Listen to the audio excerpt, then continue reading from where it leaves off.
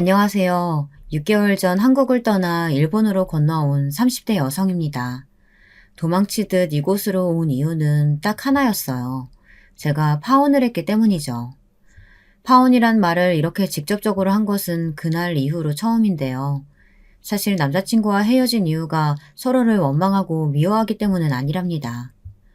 친정 아버지는 부동산을 하시는데요. 집이나 건물을 매매하고 임대하는 일은 물론 본인 스스로도 서울 곳곳에 건물을 가지고 계시는 이른바 건물주죠. 아버지께서 맨손으로 서울에 오셔서는 0부터 시작해 지금까지 하나하나 스스로 만들어내신 것이랍니다. 저는 그런 아버지를 무척이나 존경하고요. 남자친구는 아르바이트를 하면서 알게 됐어요. 당시 저는 카페 아르바이트를 했었는데 마감 시간이 늦은 날이면 방향이 같다는 이유로 저를 집 근처까지 데려다 주었죠. 이야기도 잘 통하고 취미생활도 비슷해서 몇 번 밖에서 만나기도 했는데 그러다 서로에게 호감을 느끼게 되어서 연인 사이로 발전했답니다. 저희 가족들은 남자친구를 꽤나 일찍부터 알고 있었어요. 어떤 남자가 딸을 집 앞까지 데려다 주는데 관심이 당연히 가셨겠죠. 어디까지 알아보셨는지는 모르지만 성실하다고 남자친구를 엄청 마음에 들어 하셨답니다. 제 생각이기는 하지만 저희 집에는 딸만 둘이다 보니 남자친구의 듬직함이 더 마음에 드셨던 것은 아닐까 생각되네요.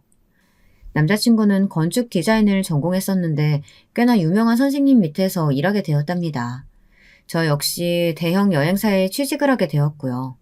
둘은 취직 성공을 기뻐하며 3년만 죽어라 일하고는 꼭 결혼을 하자고 약속을 했었어요. 사회인으로서 자리를 잡고 나면 결혼식은 어떻게 할 것인지, 신혼여행은 어디로 갈 것인지, 그리고 신혼집은 어떻게 꾸밀 것인지 그런 이야기들을 하면서 결혼에 대한 나름의 꿈을 키워가고 있었죠. 그렇게나 단 꿈에 빠져 있었던 저희가 돌아올 수 없는 강을 건너게 된 것은 오로지 예비 시어머니의 등장과 함께 시작되었답니다. 남자친구는 재혼 가정에서 자랐는데요.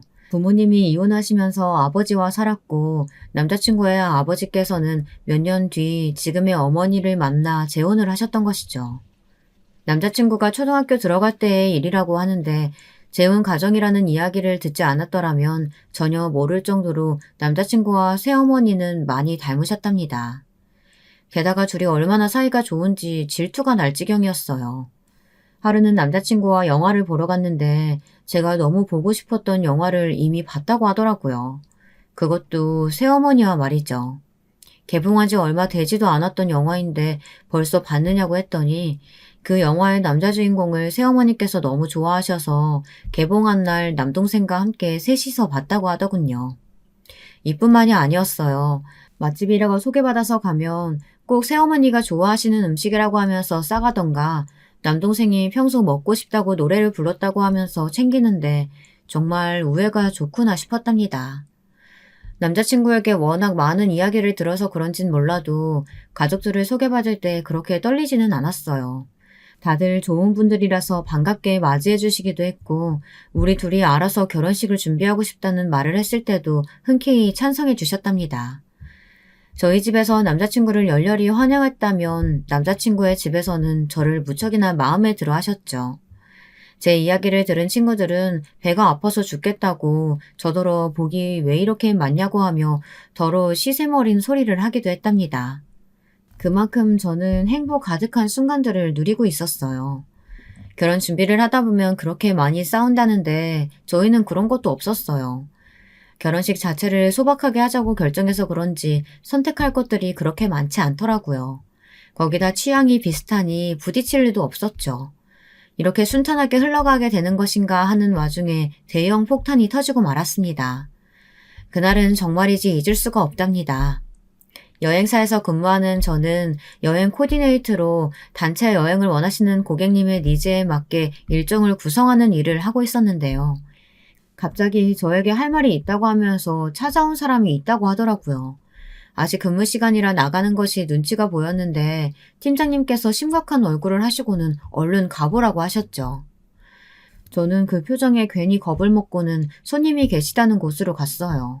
문을 열고 들어갔는데 코를 찌르는 독한 향수 냄새가 확 얼굴로 다가오더군요. 향수 한 병을 통째로 다 부은 것도 아닐 텐데 이렇게 머리가 아플 정도라니 저절로 고개를 젓게 되더라고요. 저는 친절한 목소리로 어떻게 오셨냐고 물었습니다. 실내임에도 짙은 선글라스를 끼고 손에는 화려한 매니큐어를 바른 여성분은 꽤나 나이가 있어 보였어요. 60대 정도로 추정되었죠. 솔직히 말하면 지금껏 제가 만났던 사람들을 통틀어서 최악의 첫인상을 가진 분이셨어요. 머리부터 발끝까지 화려하게 감싸고 있었지만 전혀 어울리지 않는 것들 뿐이라 눈이 어지럽다는 인상을 받았었거든요. 제 인사를 받은 여성분은 한참을 가만히 저를 보고만 있더군요. 그리고는 머리부터 발끝까지 몇 번이나 왕복하며 저를 하나하나 분석하는 것처럼 보였어요. 그 시선을 받고 있는데 온몸이 간지러울 정도로 소름이 돋기는 했지만 저는 차분하게 다시 인사를 드렸죠.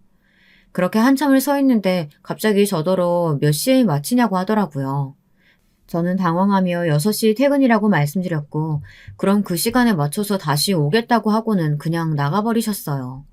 저는 어이가 없었죠. 다른 직원들도 무슨 일이냐고 궁금해했지만 저는 아무 대답도 할 수가 없었답니다. 직장 선배는 미친 사람 아니냐고 하면서 그냥 똥 밟았다고 생각하고 무시하라고 했지만 저는 뭔가 석연치 않은 기분에 신경이 곤두섰답니다. 퇴근 시간이 되고 건물을 나섰는데 그 여성분이 저를 기다리고 있더라고요.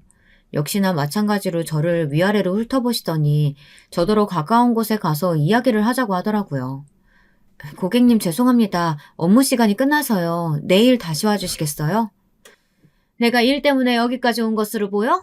내가 누군지 모르는 눈치인데 내가 누군지 알면 그렇게 뻣뻣하게 나오지는 못하지. 실례지만 누구신가요? 일적인 문제가 아니라면 저를 어떻게 아시나요? 나 민석이 엄마야. 이제는 나랑 이야기할 생각이 좀 들어? 민석이는 남자친구의 이름이었어요. 이혼하고 연락이 끊겼다고 했던 남자친구의 친어머니가 갑자기 나타나신 것이죠. 저는 깜짝 놀란 마음을 뒤로하고는 회사 근처 조용한 카페로 남자친구의 친어머니를 모셨어요. 머릿속이 하얗게 변하는 기분이었죠. 도대체 여기를 어떻게 알고 오셨을까? 이 사실을 남자친구는 알고 있을까? 오만 가지 생각들로 혼란스러울 때 남자친구의 친어머니가 먼저 이야기를 꺼내셨어요. 결혼할 생각이라고 들었는데 기대했던 것에 비하면 영 아니네. 입고 다니는 옷도 평범하고 가방도 명품이라 할 것도 아니고 나는 돈 좀 있는 집애랑 결혼하나 싶었더니만 하여튼 보느는 하고는. 다짜고짜 무슨 품평회에 참석해서 후기를 읊어대듯 저를 평가하는 말을 하시는데 아찔하더라고요. 아니 사람을 앞에 두고 저런 말을 하는 것이 정상인가 싶었죠. 평소라면 바로 들이받았을 성격이지만 그래도 남자친구의 친어머니라고 하니 꾹꾹 눌러 참아가며 커피를 한 모금 마셨답니다. 남자친구의 친어머니께서는 도대체 무슨 수로 자신의 아들을 만난 것이냐고 비꼬는 목소리로 물어보셨어요. 딱 말투가 너 같은 게 감히 우리 아들을 만나? 이런 감정이 깔려있는 것 같았죠. 저는 흥분하지 않도록 속으로 주문을 걸면서 짤막하게 남자친구와의 만남에 대해 말씀드렸어요. 남자친구의 친어머니는 혀를 차시며 아르바이트를 시키다니 제정신이 아니라고 중얼거리셨죠. 저를 왜 찾아오셨나요? 여기 오신 거 그이도 알고 있나요? 내가 예비 며느리 낯짝 보러 오는데 허락이 필요하니? 앞길 창창한 녀석이 갑자기 결혼한다는 소문이 돌기에 무슨 일인가 싶어서 와봤다. 너 애 생겼니? 우리 아들 앞에 엎어져서 애라도 가졌어? 그렇지 않고서는 무슨 결혼이야. 너랑 우리 아들이. 남자친구의 친어머니는 정말이지 뭐라 한마디로 표현할 수 없는 무지막지함으로 제게 막말을 하기 시작하셨어요. 과연 저 말이 초면인 사람에게 해도 되는 말인가 어이가 없었죠. 제가 예비 며느리가 맞든 아니든 상대방을 무시하는 말은 해서는 안 된다고 분명 배우셨을 텐데 지금 뭐 하시는 것인가 싶었어요. 남자친구의 친어머니는 점점 더 말이 심해지시더군요. 급기야 제가 일하는 곳에 오신 이유도 정말 제가 여행사에서 일하는 것이 맞는지 확인하기 위해서라고 하셨어요. 꽃뱀이면 적당히 돈이나 쥐어주고 잘라버릴까 싶어서 확인하러 왔더니 정말 여행사 직원일 줄이야. 너는 직장도 있는 애가 술집 아가씨가 할 법한 꽃뱀 짓을 하면 부끄럽지도 않니? 저는 더 이상의 모욕은 참을 수가 없어서 바로 남자친구 친어머니를 똑바로 쳐다보고 대답했습니다. 글쎄요. 저야말로 제 앞에 계신 분이 남자친구의 친어머니가 맞는지 알아봐야 할 것 같은데요. 말씀하시는 것으로 봐서는 그이가 여사님 핏줄이라는 것이 믿어지지가 않아서요. 그이는 상대방을 배려하는 마음을 가진 사람이죠. 딱 그이 어머님처럼 말이에요. 뭐? 너 지금 말 다 했니? 내가 엄마야. 내가 민석이 엄마라고. 들은 적은 있어요. 이혼하고 단 한 번도 찾아오지 않으셨다면서요. 어떻게 자기 배 아파 낳은 자식을 두고 그렇게 사라질 수 있으세요? 저라면 절대 못할 것 같은데 말이에요. 제 말에 흥분한 남자친구의 친어머니는 벌떡 자리에서 일어나셔서는 테이블 위에 있는 물컵으로 손을 뻗으셨어요. 저는 재빠르게 물컵을 치우면서 드라마를 너무 보신 거 아니냐는 말과 함께 더 이상 이야기를 듣고 싶지 않다고 하고는 그대로 카페를 나섰어요. 등 뒤로 저를 부르며 욕하는 소리가 들렸지만 저는 뒤도 돌아보지 않았죠. 그날 일에 대해 저는 남자친구에게 이야기하는 것이 맞을까 많이 고민을 했습니다. 갑자기 친어머니라는 사람이 등장했다는 사실이 과연 남자친구에게 어떤 영향을 줄지 걱정이 되었거든요. 제가 자세한 상황을 다 알고 있는 것은 아니지만 남자친구는 친어머니에게 좋은 기억을 가지고 있지 않았어요. 남자친구의 친어머니께서는 나름 돈 있는 집안에서 자란 공주님 같은 분이었죠. 그런데 평범한 예비 시아버지를 만나 사랑에 빠졌고 결혼이고 뭐고 다 버리고 결혼을 하셨어요. 하지만 결혼이 어디 동화 속 이야기도 아니고 마음대로 돈을 쓸 수 없는 현실 생활에 화도 나고 지치기 시작하셨죠. 그러다 남자친구를 가진 것을 알게 되었고 한동안은 남자친구를 키우는 재미로 살다가 끝내 과거의 자신에게 미련을 버리지 못해서 하루아침에 이혼서류만 두고 사라졌다고 하시더라고요. 그날이 바로 남자친구의 5번째 생일이었죠. 예비 시아버지께서 백방으로 찾아다니며 만나서 이야기하고 싶다고 하셨지만 남자친구의 친어머니께서는 모든 권리를 다 포기할 테니 자신을 만났다는 사실마저도 잊어달라고 하곤 깔끔하게 정리하셨죠. 이런 이야기를 다 알고 있던 저로서는 갑자기 남자친구의 친어머니라고 하면서 제 앞에 나타난 상황을 받아들이기 쉽지 않았거든요. 제가 이 정도인데 남자친구는 오죽할까 싶었죠. 그래도 숨기는 것은 아니다 싶어 솔직하게 모든 이야기를 했습니다. 남자친구는 제가 걱정했던 것 이상으로 충격을 받은 모습이었어요. 자신의 친어머니가 자신도 아니고 저를 찾아갔다는 것이 이해가 되지 않는다는 것 같았죠. 거기다 제가 받았던 모욕들까지 하나도 빠짐없이 다 이야기를 했었던 터라 저에 대한 미안함으로 고개를 들지도 못했어요. 저는 남자친구의 잘못도 아닌데 왜 나한테 미안해하냐며 다독였지만 이미 남자친구는 굳은 표정으로 입을 꾹 다물고 있었죠. 좋다고는 말 못하지만 그래도 자기 친어머니가 나타났잖아. 어쩌면 당신 아들이 어떤 여자랑 결혼하려고 하는가 싶어서 궁금해서 오셨을 수도 있고. 정말 궁금하셨다면 나한테 먼저 왔어야지. 너한테 갔었더라도 그런 말도 안 되는 소리는 하지 말았어야지. 맞아. 그건 자기 친어머니가 잘못하셨어. 나 엄청 기분 상했거든. 그런데 나도 똑같이 갚아줬으니까 괜찮아. 남자친구는 어떻게 괜찮을 수가 있겠냐며 저를 꼭 안아주었어요. 저는 남자친구의 친어머니가 이대로 물러설 것 같지는 않다고 판단했어요.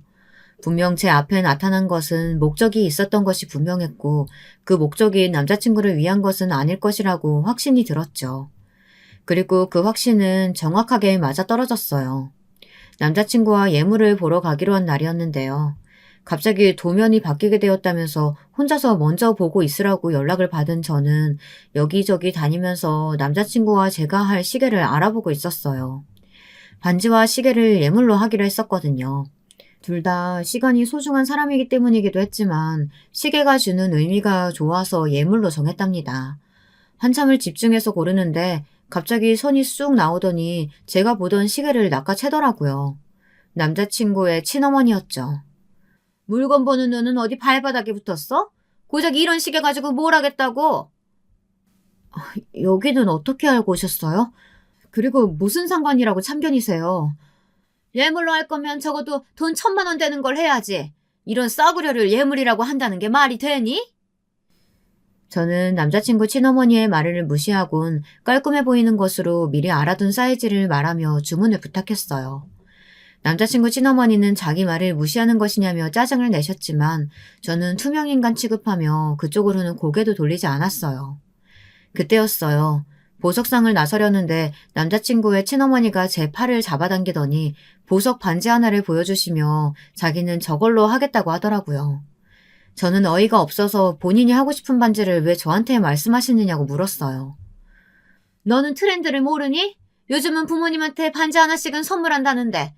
하긴 너같이 보는 눈이 꽝인 애가 뭘 알겠어. 하나부터 열까지 다 가르쳐야 한다니. 정말 최악이다. 하여튼 나는 저 반지로 해. 만약 한다면 당신이 아니라 어머니께 해야겠죠. 만약 한다면 말이에요. 뭐? 이게 진짜 오늘 매운맛을 한번 봐야! 곧 남자친구 도착할 텐데 어디 그 이야기 그때 가서 다시 해보시죠. 제 말에 남자친구의 친어머니는 화들짝 놀라더니 나중에 다시 보자고 하면서 보석상을 뛰어나갔어요. 아직까지 남자친구를 만날 준비가 되어 있지는 않은 모양이었죠. 저는 제발 그만 좀 봤으면 좋겠다고 생각하며 보석상을 나섰답니다. 물론 저의 이런 소망은 말 그대로 희망사항으로 끝났지만요. 남자친구의 어머니는 더 큰 것을 준비했더라고요. 불행히도 그 큰 것은 상견례에서 터졌답니다. 결혼식은 저희가 준비한다고 하지만 결혼 날짜만큼은 어른들의 이야기를 들어야 한다고 하셔서 다 함께 식사를 하기로 했답니다. 저와 남자친구는 중화 요리를 깔끔하게 잘하는 곳으로 예약을 걸었어요. 사실 그 가게는 친정아버지가 가지고 있는 여러 건물 중 하나로 아버지 지인이 운영하고 있는 곳이랍니다. 저도 양씨 아저씨라고 부르는 분이신데 제가 상견례 장소를 찾는다는 소리에 자기 가게로 오라고 해주셨죠. 웨이팅을 걸어도 3개월은 기다려야 한다고 알고 있었는데 무슨 수로 자리를 만드셨는지 바로 준비해 주시더라고요. 사돈이들 사이가 만난 자리라고는 믿기 어렵게도 저희 부모님과 남자친구의 부모님은 화기애애하게 대화를 나누셨어요. 마치 부부 동반 모임에 나오신 것처럼 네 분이서 이야기를 하시는데 저희가 끼어 들어갈 틈이 없더라고요. 그때였어요. 입구가 소란스럽더니 갑자기 문이 열리고는 남자친구의 친어머니가 등장했죠. 처음 만났던 것과는 전혀 다른 모습이었어요. 여전히 화려한 매니큐어와 독한 향수로 무장을 하셨지만 몸매가 드러날 정도로 딱 붙는 정장을 입은 모습이셨죠. 아마 여러분이 보셨다면 꼴불견이다라고 하셨을지도 모르겠네요. 그 모습을 본 제 여동생은 눈이 썩어 들어가는 기분이었다라고 표현했거든요. 남자친구의 친어머니 등장으로 즐거웠던 분위기는 어디로 가고 없고 정막만 흘렀죠. 저희 부모님께서는 갑작스럽게 등장한 인물에 당황하시면서도 침착하게 누구시냐고 물었어요. 예비 시아버지께서는 급하게 남자친구의 친어머니 팔을 잡고 나가서 이야기하자고 하셨지만 남자친구의 친어머니는 끄떡도 하지 않으셨어요. 제가 누구냐고요? 여기 이 훤칠한 남자의 친어머니 되는 사람이죠. 즉, 제가 진짜 엄마라 이겁니다. 아니 상견례라고 하면서 진짜 어머니는 쏙 빼놓고 가짜랑 이야기하면 안 되죠. 누가 내 어머니야? 당신이? 당신이 무슨 자격으로? 당장 나가. 아들, 내가 얼마나 고생하면서 널 낳았는데 그렇게 말을 하니? 왜 여기 이 아가씨가 너한테 뭐라고 하디? 내가 찾아갔다고? 너 내가 그 자리에서 무슨 꼴 당했는지 알면 절대 가만히 있지 못할걸? 제가 왜 그 일을 그이한테 숨기겠어요.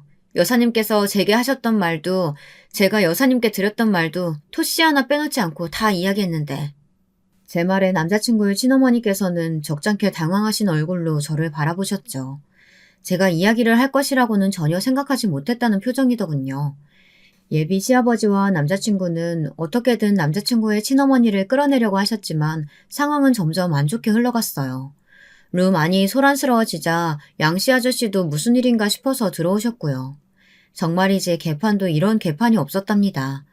이 소란을 정리한 것은 친정아버지셨어요. 친정아버지께서는 자리를 하나 더 만들어달라고 하시더니 남자친구의 친어머니에게 자리를 권하셨죠. 저는 그런 친정아버지께 그럴 필요 없다고 말씀드렸지만 친정아버지께서는 그래도 남자친구의 친어머니인데 문전박대하는 것은 아닌 것 같다고 하시며 하실 말씀이 있으신 것 같은데 해보시라고 하셨어요. 이 난리가 있는 동안 남자친구의 새어머니는 입술을 깨물고는 남자친구의 친어머니 쪽으로는 시선도 돌리지 않으려고 애쓰고 계셨고요. 남자친구는 그런 새어머니의 모습에 걱정스러운 얼굴로 손을 잡아드리고 있었답니다. 하고 싶으신 말이 있으시니 여기까지 오셨겠죠. 대충 흘러가는 이야기 보니 저희 딸아이한테도 찾아가신 모양인데 그저 상견례 자리에 참석하고 싶다는 이유만으로 오신 것은 아닌 것 같으니 하실 말씀 있으시면 하시죠. 바깥 사돈이 참 성격이 시원시원하고 좋으시네요. 제가 고작 상견례 자리 하겠다고 여기까지 왔겠어요? 나름 알아보니 너무 어처구니가 없는 이야기들이 오가는 것 같아서 저라도 나서서 제대로 바로 잡아야겠다 싶어서 왔죠. 저 가짜가 어떻게 후려쳐서 이야기했는지 모르겠지만 우리 아들이 건축 디자인 쪽에서는 이름이 좀 있거든요. 아시죠? 어디서 일하는지. 남자친구의 친어머니께서는 남자친구가 얼마나 훌륭한 스승 아래에서 일을 하고 있는지, 그리고 그 덕분에 이름값이 얼마나 높은지에 대해서 온갖 미사여구를 동원해서 이야기를 하셨어요. 듣고 있기 민망할 정도였죠. 어른에게 할 말은 아니지만 참 사람이 저렴해 보인다고나 할까요? 있어 보이고 싶어 하는 것은 알겠는데 입을 열 때마다 점점 더 말이 이상해지더군요. 친정아버지께서는 여기 앉은 모든 사람이 다 알고 있는 이야기라고 하시면서 정말 하고 싶은 말을 하라고 하셨죠. 저는 태어나서 그런 친정아버지의 모습을 처음 봤는데요. 진짜 카리스마가 이런 것이구나 싶었답니다. 이런 기분은 저만 느낀 것은 아닌 것 같았죠. 기세등등하던 남자친구의 친어머니는 자세를 슬쩍 고치더니 그런 훌륭한 아들을 사위로 맞이하면서 행동으로 보여주는 것이 너무 없는 것 아니냐고 말씀하셨어요. 남자친구의 친어머니의 말에 룸은 삽시간에 얼어붙었어요. 예비 시아버지는 사색이 된 얼굴로 남자친구의 친어머니에게 미쳤냐고 소리를 지르셨어요. 남자친구 역시 무슨 자격으로 그런 말을 하느냐고 외쳤죠. 하지만 남자친구의 친어머니는 아무렇지 않은 얼굴로 친정 아버지를 바라보며 자신이 틀린 말을 했느냐고 물었답니다. 지금 자신이 무슨 말씀하시는지 알고는 있습니까? 마치 아들을 거래의 대상처럼 이야기하고 계신데 맞습니까? 거래라니 무슨 그런 상스러운 표현을 쓰세요. 저는 이런 훌륭한 사위 보시는데 뭐라도 좀 내놔야 하는 거 아니냐 이거죠. 가령 예를 들면 건축사무소 하나를 차려준다거나 하는 건 말이죠. 당연히 집은 강남에 40평 정도 되는 곳이어야 하고요. 그리고 몰고 다니는 차도 S급 외제차는 되어야 면이 서지 않겠어요? 결혼식도 그래요. 알아보니까 전통혼례 한다고 하는데 그게 가당키나 합니까? 호텔 딱 빌려서 하객도 1000명 정도 받고 그래야죠. 미쳤어. 미친 것이 분명하다고. 지금 당신이 무슨 소리 하는지 알아? 내가 뭘? 우리 거래처 사람들만 하더라도 400, 500은 되는데 그럼 그 사람들은 오지 말란 말이야? 남자친구는 자신의 결혼식에 왜 오겠다고 하느냐며 꿈도 꾸지 말라고 했지만 남자친구의 친어머니는 들은 척도 하지 않았죠. 저는 그 광경을 보면서 아침 드라마의 한 장면 같다는 생각을 했어요. 그것도 사이코패스가 등장하는 드라마로요. 친정아버지는 말할 가치도 없다는 얼굴을 하고 계셨고 친정어머니께서는 한숨을 내쉬며 동생과 함께 자리에서 일어나셨죠. 남자친구의 친어머니는 확답도 주지 않고 어디를 가느냐고 했지만 갑자기 튀어나온 남자친구의 새어머니에게 가로막혔답니다. 그리고는 믿을 수 없는 광경이 눈앞에 펼쳐졌어요. 가만히 앉아만 계시던 남자친구의 새어머니께서 대뜸 남자친구의 친어머니의 뺨을 세게 후리치시더라고요. 룸에는 쫙 하는 찰진 소리가 울렸죠. 동생과 함께 나가시던 친정어머니께서도 놀란 표정으로 문고리를 잡곤 움직이지 않으셨고요. 마치 정지화면 버튼을 누른 것처럼 아무도 움직이지 않았어요. 그 상황에서 가장 먼저 움직인 것은 남자친구의 친어머니였죠. 감히 날 때려? 가짜 주제에? 누가 가짜야? 네가 버리고 갔으면서 누가 가짜야? 낳기만 하면 다 엄만 줄 알아? 내 자식 결혼해. 니까짓 게 뭔데 나서? 내 자식? 내 배 아파서 낳은 내 자식이 네가 뭔데 그렇게 불러? 그래, 그거 내가 직접 낳아주지 못한 거 얼마나 한이 되었는지 알아? 그런 내 자식을 가지고 장사를 해. 이렇게 중요한 자리에 와서 행패까지 부려가면서. 남자친구의 새어머니는 금방이라도 피를 토할 것처럼 소리를 지르시면서 당장 꺼지라고 말씀하셨어요. 남자친구의 친어머니는 절대로 질 수 없다는 듯 욕을 퍼붓기 시작했지만 양씨 아저씨의 신호에 맞춰 등장한 경비원들에게 끌려서 나가버렸죠. 폭풍우가 지나갔다는 것이 바로 이런 것이구나 싶더군요. 그 자리에 있는 그 누구도 쉽게 입을 열지 못했어요. 그렇게 저희의 상견례는 끝이 났답니다. 상견례가 있고 나서 한동안 저도 남자친구도 먼저 이야기를 꺼내지 못했어요. 그만큼 그날의 일은 양가 어른들에게 충격이었고 저와 남자친구에게는 상처가 되었거든요. 친정어머니께서는 굳이 그런 상황을 알면서도 결혼을 해야겠냐고 물어보셨어요. 남자친구가 좋은 사람인 것도 알고 있고 상견례 자리에서 인사를 나눴던 사돈도 좋은 분이지만 남자친구의 친어머니를 받아들이기는 쉽지 않다고 하셨죠. 경박하고 몰상식한 말을 내뱉는 것은 그럴 수 있다고 하지만 자기 자식을 이용해서 한탕 해보겠다는 심보가 보여 도저히 참을 수가 없다고 말이죠. 저는 입이 10개라도 할 말은 없었지만 고작 남자친구의 친어머니 때문에 남자친구와 헤어지고 싶지는 않았어요. 내가 결혼하는 사람은 남자친구지 그 친어머니가 아니잖아. 어차피 지금까지 모르고 살았던 사람이고 결혼만 잘 넘기면 앞으로도 안 볼 사람일 수 있는데 그 사람 때문에 남자친구랑 헤어질 필요가 있나 싶어서요. 결혼이라는 거 얼핏 보면 다른 환경에서 살아온 두 사람이 서로를 동반자로 삼아 함께 살아가는 것처럼 보일 수도 있지만 그게 전부는 아니야. 두 사람이 가족이 되면 그 두 사람과 관련 있는 다른 사람들도 엮이는 거야. 너 그 친어머니란 사람이랑 앞으로 안 보고 산다고 장담할 수 있어? 그래도 남자친구는 죄가 없잖아요. 그 가족들도 그렇고요. 미꾸라지 한 마리가 웅덩이 흐리게 만들면 그 웅덩이는 더 이상 깨끗한 곳이 아니야. 그 미꾸라지 한 마리 없앤다고 해결될 줄 알지? 전혀 아니다. 친정어머니께서는 어떻게든 제 마음을 돌리고 싶어 하셨지만 저는 고집스럽게 헤어지지 않겠다고 말씀드렸어요. 가만히 듣고 계시던 친정아버지께서는 서로 의논을 해보라며 말을 아끼셨죠. 상견례 이후 일주일 만에 다시 만난 남자친구의 얼굴은 정말이지 말로 표현하기 힘들 만큼 상했더군요. 제대로 식사를 챙기지도 못했는지 아예 반쪽이 되었더라고요. 남자친구와 마주하고 있는데 그 누구도 먼저 입을 열 수가 없었어요. 어떤 말로 시작해야 할지 난감했죠. 용기를 낸 쪽은 저였어요. 그날 어머니 많이 놀라신 것 같은데 괜찮으셔? 병원에 계셔. 자꾸 몸에 힘이 없다고 하셔서 입원해서 경과를 좀 보기로 했거든. 저는 남자친구의 새어머니 소식에 깜짝 놀라고 말았어요. 마지막에 온몸으로 화를 내시던 모습이 생생하게 떠오르면서 마음이 불편했죠. 남자친구는 결혼을 여기서 그만두는 것이 어떻겠느냐고 하더군요. 저는 무슨 소리를 하는 거냐고 소리를 높이고 싶었지만 애써 마음을 다스릴 뿐 천천히 물었어요. 나랑 헤어지고 싶어? 왜? 내가 싫어서? 내가 무슨 낯으로 너랑 결혼을 해. 상견례에서 그 난리를 쳤는데 그 사람이 내 친어머니로 살아있는 이상 무슨 수로 내가 결혼하자는 말을 해. 당신 결혼하면 친어머니 모시고 살 거야? 미쳤어? 그리고 그 여자는 내 어머니가 아니야. 나를 낳았다고 해서 다 어머니가 되는 것은 아니잖아.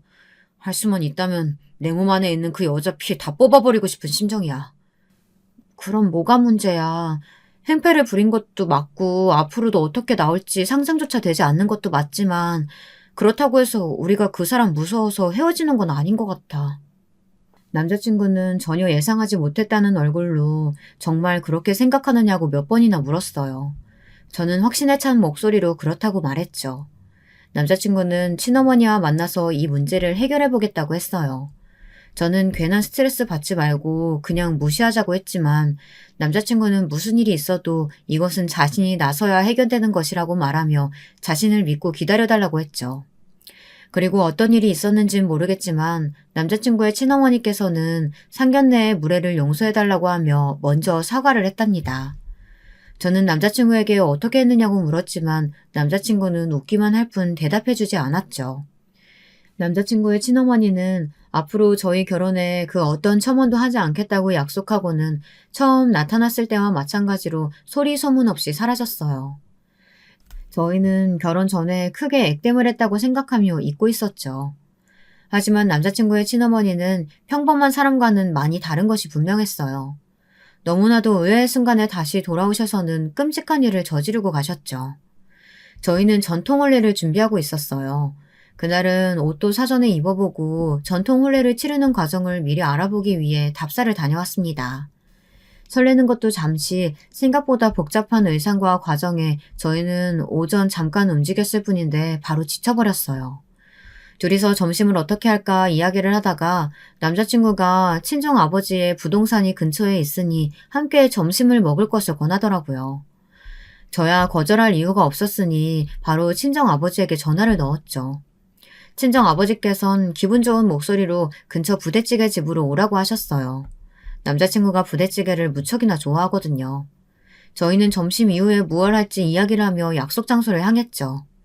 그런데 그곳에서 남자친구의 친어머니를 마주하고 말았답니다. 무슨 일이라도 있으셨는지 얼굴은 벌겋게 달아오른 모습으로 저희를 보자마자 눈을 뒤집고 오셔선 남자친구의 곁에 서 있는 저를 밀치고는 남자친구를 자신의 쪽으로 잡아당기지 않겠어요. 정말 순식간에 일어난 일이었어요. 그리고 전혀 예상하지 못했던 일이기도 하고요.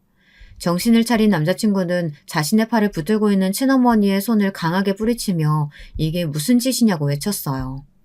하지만 남자친구의 친어머니께서는 고집스럽게 남자친구의 팔을 붙잡곤 당장 저와 헤어져야 한다고 말했죠. 남자친구는 다 정리된 이야기 가지고 무슨 헛소리를 하느냐고 했지만 남자친구의 친어머니는 절대 결혼은 안 된다고 하더라고요. 가게 앞에서 벌어진 소란에 당연히 친정아버지께서 나오셨죠. 친정아버지도 남자친구의 친어머니를 발견하고 흠칫 놀라시더니 여기에는 무슨 일이냐고 말씀하셨어요. 온갖 무게는 다 잡더니 고작 하는 일이 창문 걸레질이야?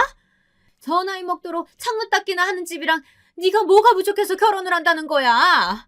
네 월급이 고스란히 다 저 집구석 먹여 살리는 것으로 들어갈 게 뻔한데 정신 차리라고. 무슨 헛소리야. 아버님이 창문 닦기라니. 그리고 설사 그렇다고 하더라도 당신이랑 무슨 상관이 있는데? 왜 상관없어? 아무리 그래도 창문 닦기나 하는 거지를 사돈으로 둘 수는 없지. 당장 파혼해. 저는 호들갑을 떨면서 남자친구에게 파혼을 요구하는 남자친구의 친어머니를 가만히 보다가 긴 한숨을 내쉬었습니다. 아무래도 친정아버지께서 청소하는 모습을 보신 것 같은데 어디서부터 잘못을 바로잡아야 하는지 감이 잡히질 않았어요. 하지만 남자친구의 친어머니는 점점 더 심한 말을 하기 시작했죠. 내가 처음 봤을 때부터 알아봤어. 내 말이 딱 맞지? 전혀 꽃뱀이 확실하다니까? 우리 아들 등골이나 빼먹고 살려고 그렇게 기를 쓰고 결혼하려는 거였어. 세상에 내가 오늘 그 꼴을 안 봤으면 어쩔 뻔했어? 닥쳐. 함부로 떠들지 마. 그런 사람 아니니까. 당신이 뭘 한다고 그렇게 떠들어? 너야말로 정신 똑바로 차려. 아무리 눈에 콩깍지가 씌어있다고 해도 어떻게 저런 애를. 너 말해봐. 전현이 너 앞에서 엎어진 거 맞지? 아니면 무슨 약점이라도 잡혔어? 내가 해결해 줄 테니까 다 말해봐. 그만 좀 해. 남자친구의 친어머니는 차마 듣고 있기 어려운 말들을 쏟아냈어요. 만약 저 혼자였다면 바로 들이받고 따졌을 텐데 불행히도 그 자리에는 친정아버지께서 계셨죠. 친정아버지는 주먹을 부르르 떨면서 남자친구의 친어머니를 노려보셨어요. 그때였습니다. 가게에 계셨던 사장님께서 친정아버지를 발견하시고는 바로 나오시더라고요. 아이고 어르신, 여기는 어쩐 일이세요? 부대찌개 드시러 오셨으면 얼른 들어오지 않으시고요. 안 그래도 예비 사위가 부대찌개를 좋아한다고 해서 들렸는데 사정이 좀 생겨서 말이지. 아무리 그러셔도 여기까지 오셨는데 드시고 가셔야죠. 그러지 마시라고 했는데도 매번 저희 가게 창문도 닦아주시고 다른 층 사람들도 복도니 계단이니 어르신께서 오셔서 선수 봐주셔서 얼마나 고마워하는지 몰라요. 세도 저렴하게 받으시면서 청소까지 다 해주시다뇨. 가게 사장님께서 연신 허리를 숙이며 감사함을 표하자 남자친구의 친어머니의 표정이 점점 이상하게 변해갔죠. 건물의 다른 가게 사장님들도 친정아버지가 오셨다는 소식을 들었는지 너도 나도 1층으로 내려오셨어요. 몇몇 분들은 친정아버지 오시면 드리려고 준비한 선물이 있다며 양손 무겁게 잔뜩 챙겨오셨죠.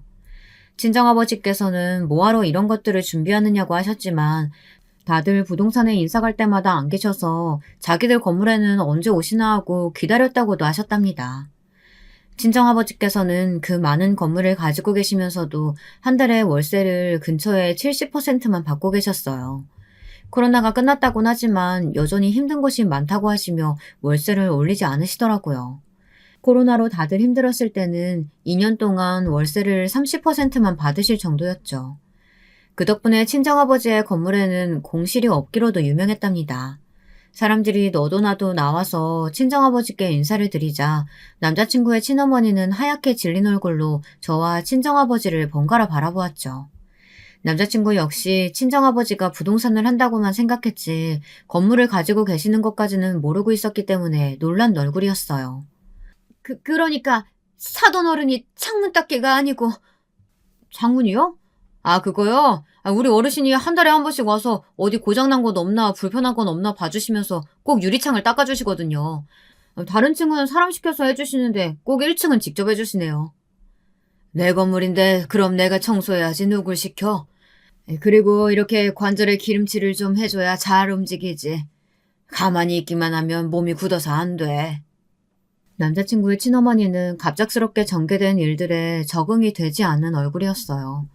저는 파혼이란 말을 어디서 하느냐고 했죠. 파혼이란 단어에 정신이 번쩍 든 남자친구의 친어머니는 제 손을 잡고는 자기가 실성을 한 것 같다고 하며 방금 있었던 일은 잊어달라고 말했어요. 하지만 친정아버지께서는 이미 화가 머리 끝까지 나신 상태였죠.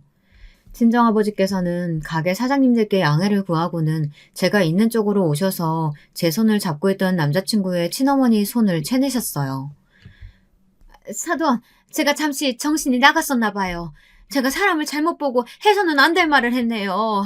우리 아들 얼굴 봐서라도 한 번만 넘어가 주세요. 네? 이전 일들이 불편하긴 했지만 그래도 제가 예비 사위 얼굴 봐서 참으려고 했는데 참 이제는 무슨 말을 하셔도 듣고 싶지 않네요. 너도 더 이상 고집 부리지 말고. 아버지, 갑자기 그게 무슨 말씀이세요? 무슨 말이기는 저쪽에서 저렇게 파혼을 원하는데 당연히 파혼해야지. 저는 깜짝 놀라서 아니라고 했지만 이미 친정아버지께서는 들은 척도 않으시고는 남자친구에게 깔끔하게 정리하는 것이 좋겠다고 말씀하셨어요. 남자친구는 그런 친정아버지의 말에 고개만 숙이고 있었죠. 저는 절대 안 된다고 이야기를 했지만 눈가가 붉어진 얼굴로 저를 바라보시는 친정아버지의 모습에 더 이상 말을 이을 수가 없었어요. 순간 아차 싶더라고요. 친정아버지께서 어떤 말을 들으셨는지 주마등처럼 머릿속을 지나갔기 때문이에요. 감히 내 딸한테 금이야 오기야 키워온 내 딸을 꽃배 취급하고 뭐 어쩌고 어째? 우리 딸이 엎어져? 약점을 잡아? 그런 더러운 말로 우리 딸 얼굴에 똥칠하는데 내가 어떻게 저 집이랑 사돈을 맺어? 아버지, 그건요. 네, 알겠습니다. 말씀대로 하겠습니다. 가만히 친정아버지의 말을 듣고 있던 남자친구는 고개를 끄덕였어요. 그러더니 길거리에서 친정아버지에게 큰절을 하고는 느릿한 걸음으로 돌아섰습니다. 저는 남자친구를 붙잡고 싶었지만 제 팔을 강하게 쥐고 있는 친정아버지 때문에 아무것도 할 수가 없었어요. 남자친구의 친어머니는 이렇게 끝낼 수 없다고 하며 제게 매달리기 시작했어요. 우리 아들 사랑하잖아, 안 그래? 너 우리 아들 사랑해서 무조건 결혼한다며. 그럼 그 많은 재산 다 우리 아들 몫으로 떨어지는 거 맞지? 그치? 이거 놓으세요. 귓구멍이 막히셨어요? 지금 저희 당신 때문에 파혼했잖아요. 그런데 끝까지 이렇게 돈 얘기하고 싶으세요? 남자친구의 친어머니는 이렇게 헤어지는 것은 아니지 않느냐고 하며 저더러 남자친구를 사랑한다면 당장 부모님을 설득하라고 했어요. 지금 이 상황을 만든 것이 누구인데 저런 정신 나간 소리를 하는 건지. 정말이지 당장이라도 달려가 남자친구의 친어머니 멱살을 잡고 흔들고 싶었지만 저는 얌전히 친정아버지를 따라 그 자리를 벗어났습니다. 아마 이야기를 들으신 분들은 무슨 일이 이렇게 태풍을 휩쓸고 지나가는 것 같냐고 하실 수도 있으실 것 같아요. 실제로 저는 그런 기분을 느꼈거든요. 그날 그 거리에서 남자친구의 친어머니를 만나 천국과 지옥을 오갔으니까요. 친정아버지께서는 결혼 준비로 인해 생긴 손해는 우리 쪽에서 다 정리하는 것으로 하자고 하시며 제게 힘들겠지만 미련을 버리라고 하셨어요. 저는 대답하지 않았지만 이제는 그래야 할 때가 왔다고 생각했죠. 하지만 일이 그렇게 깔끔하게 떨어지지는 않았어요. 일주일 뒤 저는 한 통의 내용 증명을 받았어요. 직장으로 날라왔죠. 다들 무슨 일인지 궁금해하는 표정으로 제 주변을 오가더군요. 안 그래도 파혼으로 한바탕 몸살을 앓았는데 이제는 내용 증명이라니. 참 내 팔자가 왜 이런가 싶었어요. 아무리 생각해도 내용 증명을 보낼 만한 곳이 없다고 생각하며 뜯어본 저는 너무 놀라서 미쳤다고 소리를 지르고 말았죠. 제 목소리에 다들 무슨 일이냐고 모여들었지만 저는 서둘러 자리를 박차고 일어나 팀장님께 반차를 쓰겠다고 말씀드렸어요. 사색이 된 저의 표정에 팀장님도 심각한 얼굴로 당장 가보라고 하셨고요. 저는 수근거리는 소리를 뒤로 하고는 택시까지 타서는 집으로 향했습니다. 때마침 부모님께서 다 계셨죠. 저는 떨리는 손으로 내용 증명을 보여드렸어요. 두 분의 반응 역시 저와 다르지 않았답니다. 내용 증명을 보낸 사람은 다름 아닌 남자친구의 친어머니였죠. 파혼으로 인한 위자료를 청구한다고 되어 있더라고요. 일방적으로 파혼을 진행하는 바람에 남자친구가 정신적으로도 충격을 받았지만 사회적 체면에도 손상이 있었으니 그에 합당한 위자료를 청구한다는 내용이었어요. 친정 어머니께서는 끝까지 읽지도 못하고 비틀거리시다 자리에 누우셨답니다. 친정 아버지께서는 몇 번이나 읽어보시더니 긴 한숨을 내쉬셨어요. 마지막에 청구한 위자료는 무려 5억이었거든요. 친정아버지께서는 이 일을 어떻게 처리하면 좋겠느냐고 하셨어요. 아마도 남자친구는 모를 거예요. 다 그 여자가 저지른 일이겠죠. 위자료 청구라니. 파혼이 누구 때문에 벌어진 일인데.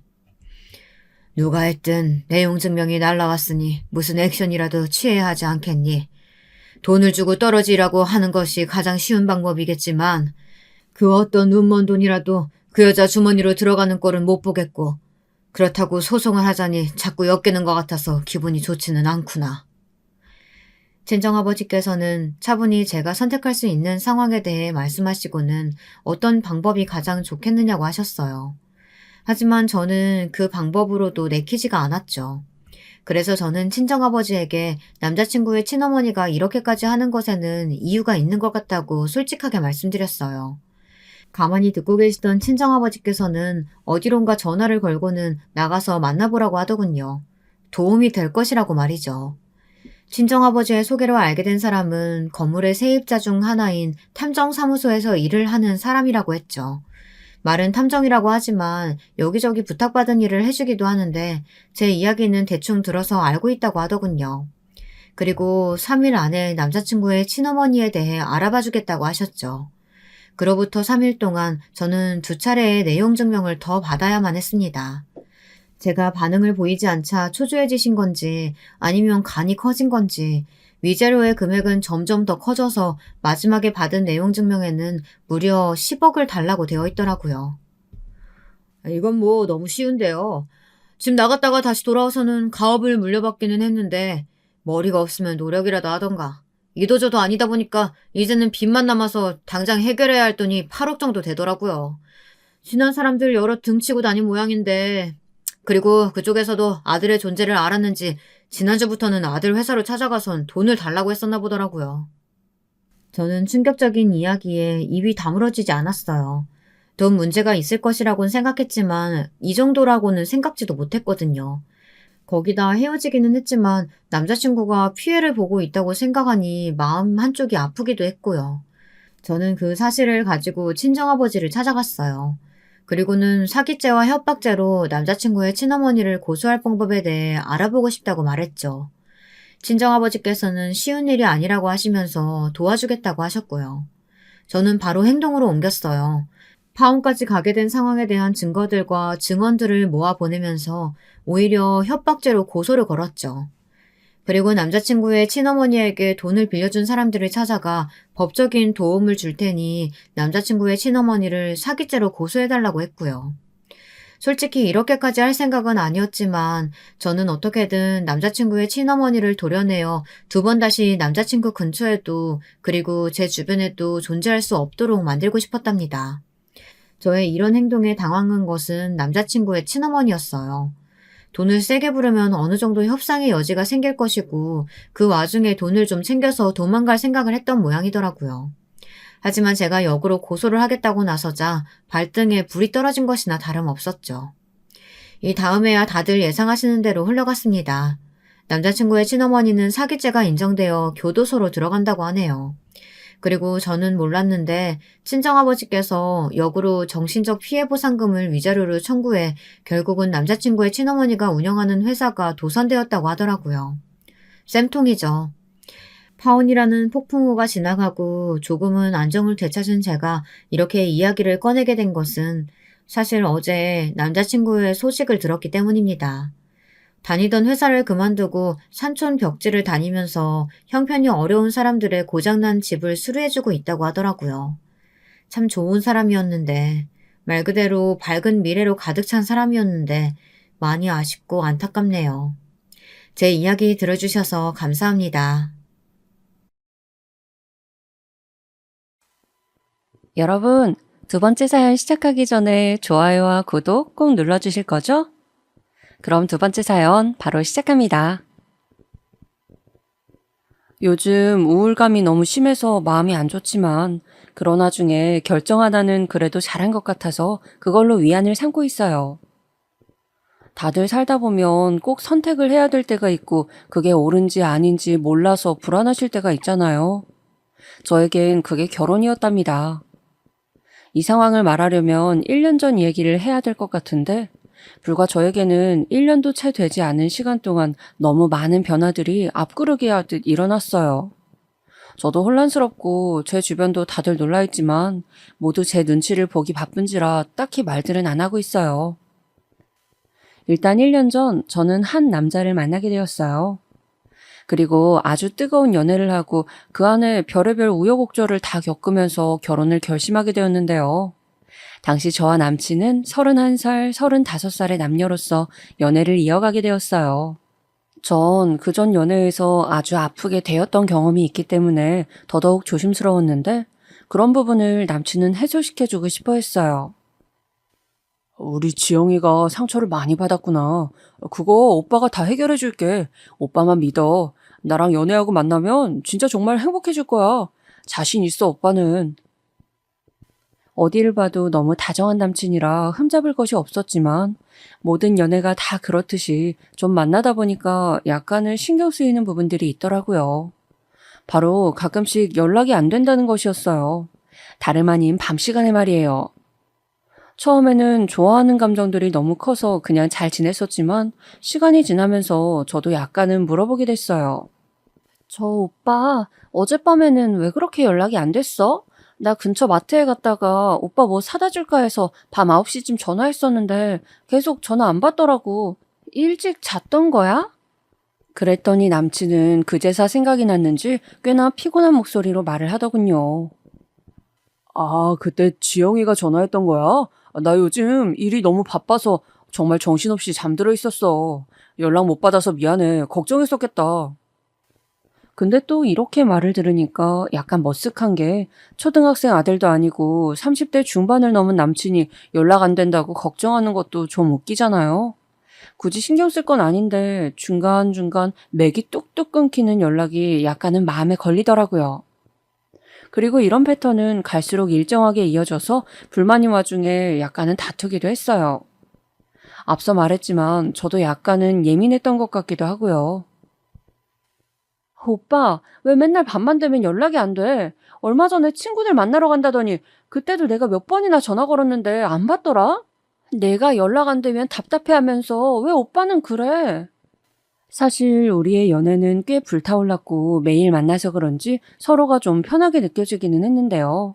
그러다 보니 불만을 말하는 것도 점점 쉬워지고 자꾸 서로를 속박하게 되더라고요. 지영아, 친구들이랑 얘기하다 보면 전화 못 받을 수도 있잖아. 그리고 그때 너가 연락이 안 된 건 나랑 톡하다가 갑자기 답이 없으니까 궁금해서 전화했던 것뿐이야. 그런데 너는 내가 누구 만나러 가는지 알면서도 꼭 전화해서 확인을 하고 너무 불편해. 이때 저도 뜨끔했던 게 제가 이러는 게 다 이유가 있긴 했어요. 예전에 만나던 남친, 그러니까 저를 아주 아프게 했던 사람이 있는데 그렇게 게임 중독이었거든요. 제가 엄청 바짝 붙어서 조사했을 때 여자랑 관련된 건 아니었어요. 그런데 툭하면 틀어박혀서 게임이나 하고 있고 나중엔 도박까지 손을 대는 걸 알게 되었답니다. 거짓말에 거짓말 연속을 계속 당하다 보니 저도 그 다음 연애 때 아무래도 저런 잔재를 끌고 왔었나 봐요. 그런데 이전 연애를 너무 깊숙이 받아들이고 의심이 커진 게 문제였는지 이후로 남친이 조금 저에게 식은 듯한 반응을 보이는 거예요. 지영아, 이번 주에 만나자고? 미안한데 내가 이번에 부모님과 어딜 가야 해. 이번 주랑 다음 주 계속 가족 행사가 있거든. 다시 연락할게. 이러면서 뭔가 목소리도 좀 평소 같지 않고 만나는 걸 미루더라고요. 이때부터는 뭔가 대세가 역전이 되었달까요? 제가 외려 안달나기 시작한 거예요. 이렇게 남친을 못 보는 2주간은 정말 허벅지를 찔러가면서 보고 싶은 걸 아주 꾹꾹 참기에 이르렀어요. 이럴수록 안달하면 남자가 더 질릴 수도 있다. 밀고 당기기를 잘해야 한다는 것도 저도 은연중에는 알고 있었으니까요.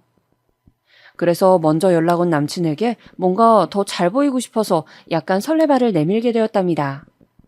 이때 남친은 조금 놀라는 눈치이긴 했지만 그래도 다시 한번 저에게 반한 듯해서 저 역시 약간은 뿌듯했어요.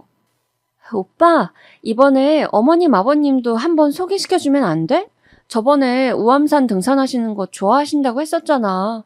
코로나로 불편하니까 집에서 뵙기는 좀 그렇고 내가 간단한 간식 준비해서 갈게. 전에도 오빠가 나를 얼른 부모님께 소개시켜드리고 싶다고 했었으니까 이번에 가면 안 돼?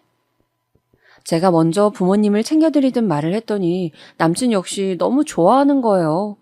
그래서 이때 얼른 약속을 잡았고 만난 지 3개월 만에 남친 부모님을 뵙게 된 거예요. 결혼이고 뭐고 할 심산으로 본 건 아니었지만 저도 그만큼 남친이 마음에 들다 보니 이례적으로 이렇게 속도를 내게 되었답니다.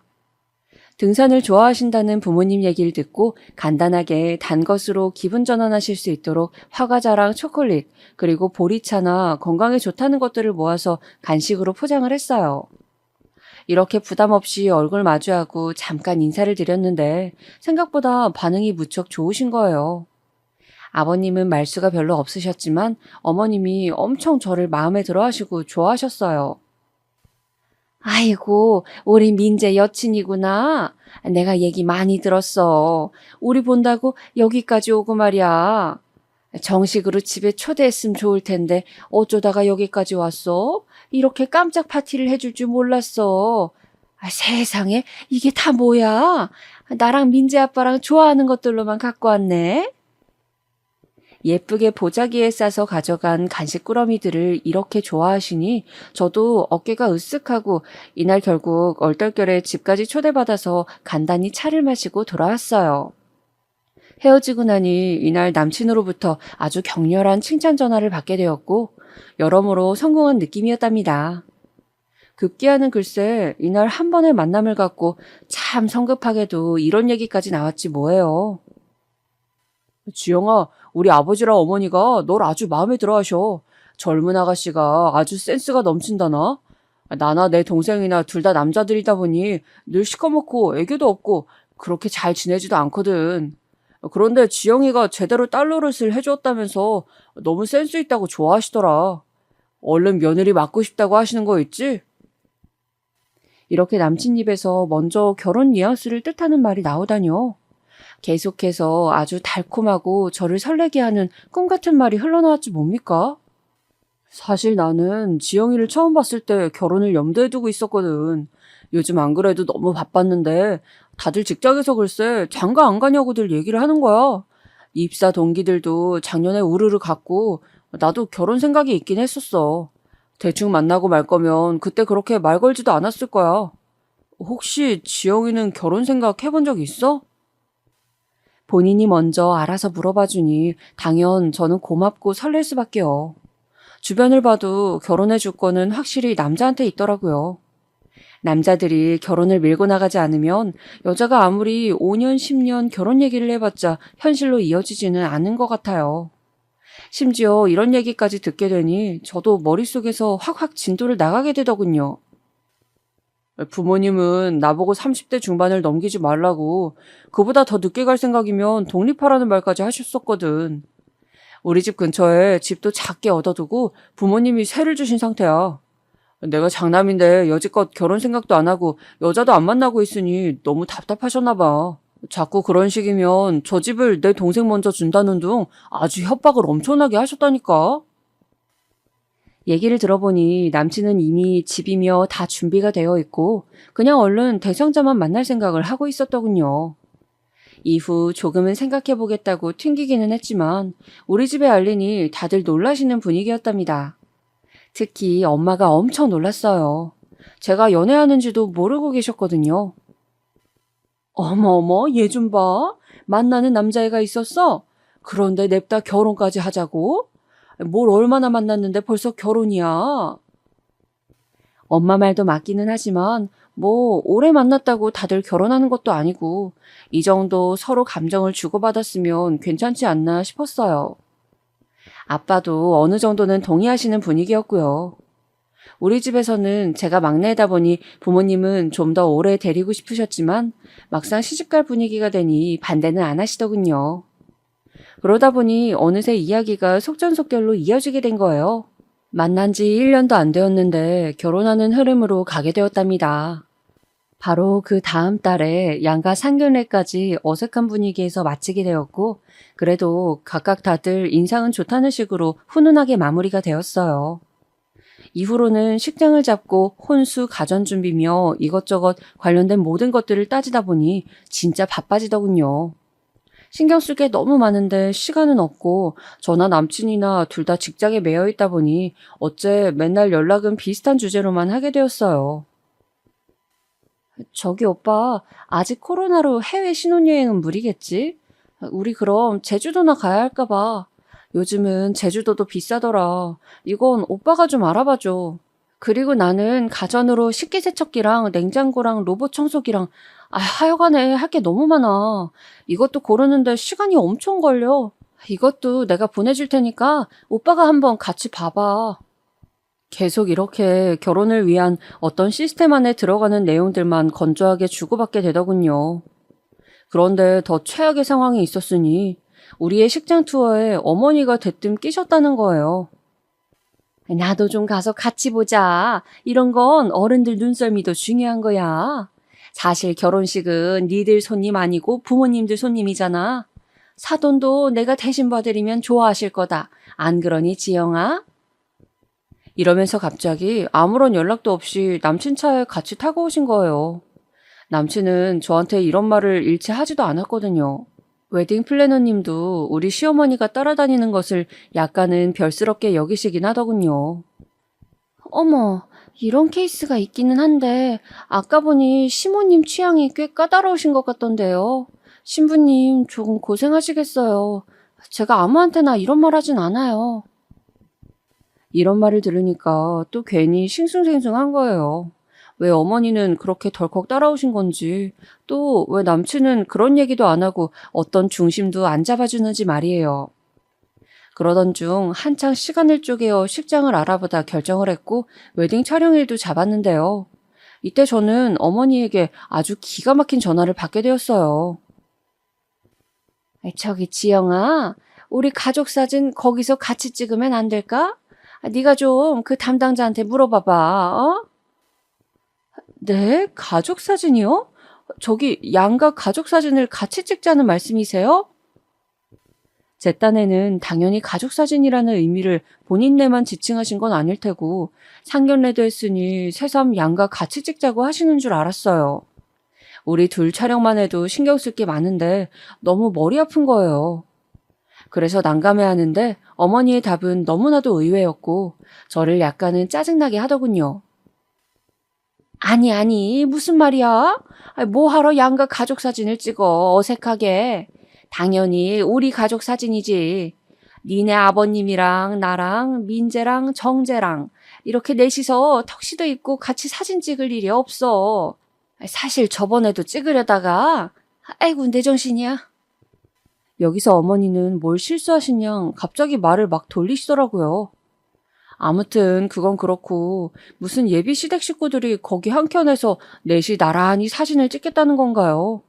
그런데 사실 이보다 더 중요한 저 말 안에 숨어있는 어머니의 칠칠 맞은 실수를 눈치챘어야 했는데 아주 나중이 되어서야 비로소 알았지 뭐예요. 아무튼 이 당시에 전 순진하게 그냥 저 말에만 짜증이 나 있었고 남친을 통해서 애들러 말을 했어요. 오빠가 좀 어머니한테 말씀드려줘. 이게 뭐야? 우리 웨딩 촬영만 해도 드레스 고르고 정신이 없다고. 내 친구들 와서 이때 같이 사진도 찍기로 했잖아. 그런데 갑자기 어머니 아버님이랑 도련님 오시면 내가 신경 쓸 게 너무 많은데 이건 못하겠다고 말씀드려줘.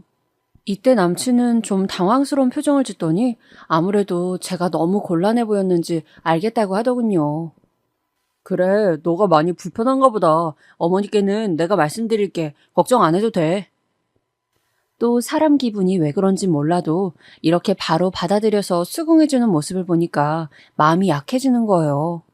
내가 너무했나 싶기도 하고 이후로 조용한 어머니를 보니 좀 실망하신 것 같기도 하고요. 그런데 해도 좀 너무하잖아요. 부부 웨딩 촬영하는데 예비 시댁 식구들이 껴서 그들만의 단란한 가족 사진을 한 켠에서 찍게 해달라니요. 그러면 안 되는데 저도 이 부분에 대해서 엄마한테 말을 했어요. 엄마는 흥미롭게 들으시더니 점점 듣다가 어라 이것들 봐라 하는 반응을 보이시더군요. 아주 웃기고들 있네. 아니 결혼 날짜 잡고 얼굴 싹 바꾸는 건 무슨 시어머니들 만국 공통이야? 니네 언니네 시어머니도 그러더니 아니 왜 니네 시어머니까지 저 난리냐? 진짜 제정신들이긴 한 거야. 나는 뭐 처가살이 시킬 줄 몰라서 안 하는 줄 아나? 내가 네 언니 때 당했지만 너 때는 안 당해. 딸 시집 보내는 것도 경력 따라 대응하는 게 다른 거야. 내가 요것들 가만두나 봐라. 엄마가 이렇게 나선다는 것 자체가 불안하긴 했지만 제가 아무리 말해도 남친이 못 알아먹고 외려 제 탓을 하니까요. 이때 저는 남친이 저에게 했던 것처럼 따로 남친에게 말해주지 않고 곧장 엄마에게 연락처를 넘겼어요. 저 역시 아무런 얘기도 못 들은 상태로 대뜸 제 번호가 어머니에게 알려져서 너무 황당했었거든요. 이후로 어머니가 저한테 전화하시면 우리 엄마도 똑같이 제 남친에게 전화를 해대기 시작한 거예요. 나중에는 어머니도 뭔가 이 시소 타듯 이어지는 흐름이 이상했던지 저에게 전화를 걸어오셨답니다. 내가 좀 오늘 조심스러운 얘기를 해야 될 것 같은데 저기 니네 어머니 말이야. 그렇게 매일 우리 민재한테 전화를 걸어대신다면서. 아니 민재가 말한 건 아니고 말하다 보니까 그냥 어찌 알게 된 거야. 암튼 밖에서 일하고 있는 애한테 그렇게 자꾸 전화를 걸어대시면 어떡해? 이런 건 네가 중간에서 좀 말씀을 드려야 될 것 아니야. 저도 감정이 있고 엄연히 똑같은 사람인데 솔직히 좀 못 참겠더라고요. 결혼식 앞두고 다 잡은 물고기 마냥 그렇게 함부로 대한다면 저도 똑같이 대해줘야겠다는 생각이 들었어요. 저 역시 결혼식 다 잡았고 물을 것도 없는데 겁날 게 뭐가 있나요? 결혼하는 신부가 뭔 죄를 지은 마냥 매일매일 전화로 신문을 당하듯 혼나야 하냐고요. 어머니, 근데 저도 좀 서운한데요? 저도 지금 나와서 일하고 있고 어머니 전화 받겠다고 여기 회사 카페까지 나와서 받고 있어요. 어머니도 식 앞두고 계속 전화 주시고 지난주에는 어머니 외가 때까지 다녀왔어요. 저도 이렇게 바삐 움직이는데 민재 씨도 저희 집이랑 같이 맞춰가야 되는 거 아닌가요? 저희 엄마한텐 제가 말씀을 드리겠지만 어머니도 제가 직장에 있는 시간대는 좀 피해 주시면 안 될까요? 조곤조곤 할 말 다 하고 예의는 지키면서도 나한테 함부로 하지 말란 식으로 툭 날렸어요. 이때 어머니는 뭐가 그렇게 불끈하고 자존심이 상하셨던지 글쎄 대답도 안 하고 전화를 그냥 툭 끊어버리시는 거예요. 이후로 저녁쯤 퇴근한 남친이 저에게 연락을 해왔고 어머니에게 대체 뭐라고 들은 건지 서로 간에 날이 서가지고는 한참을 싸웠어요. 이게 부모님이 걸려있는 얘기다 보니까 끝도 없이 싸우겠더군요. 그래서 드레스 피팅도 한 번 더 하러 가야 하는데 남친이랑 싸운 거로 결국 저랑 언니만 다녀왔었어요. 그러다 보니 점점 우울해지기도 하고 이 결혼을 내가 정말 해야 되는지 모르겠는 거예요. 남친도 뭐가 그렇게 화가 났던지 중간에 자기 어머니가 낀 문제여서 그런지 몰라도 결혼식을 2달 앞둔 시점에서 일주일이 넘도록 저한테 아무런 연락도 안 하는 거예요. 진짜 우리가 결혼을 하는 사람들이 맞기는 한 건지 한창 좋아 죽을 때인 예비부부가 일주일이 넘어가는 시간 동안 단 한 통의 연락도 안 할 수 있는 건가요? 흔히들 말하는 메리지 블루에 걸린 건지 저는 주변에 이런 어려움과 우울함을 호소하기 시작했고 결혼한 친구들이며 안 한 친구들이며 온갖 잡다한 위로와 충고를 보내오더군요. 결국 저는 자존심이 다 뭐냐 하면서 남친에게 연락을 해서 어찌어찌 겨우 수습을 했고요. 하지만 여전히 마음 안에 상처는 있는 상태로 결혼 준비를 해나갔답니다. 이때 남친 반응도 참 미덥지도 않았고 자기가 화나 있다는 어필을 무척 하더라고요. 어찌되었건 그럼에도 결혼 얘기는 계속 세게 밀고 나가길래 그거 하나는 마음에 든다 싶었어요. 지영아, 우리 결혼식도 재미있게 잘하고 행복하게 잘 살아보자, 어?